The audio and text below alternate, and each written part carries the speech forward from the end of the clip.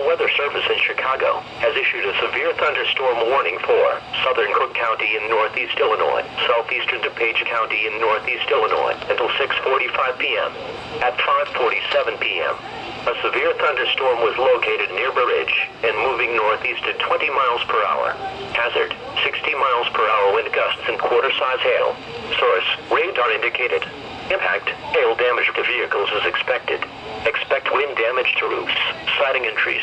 Locations impacted include Oak Brook, Hinsdale, Willow Springs, Justice, LaGrange, Westchester, Brookfield, Summit, Alsip, Lyons, Oaklawn, Riverside, Maywood, Forest Park, Berwyn, Stickney, River Forest, Midway Airport and Oak Park.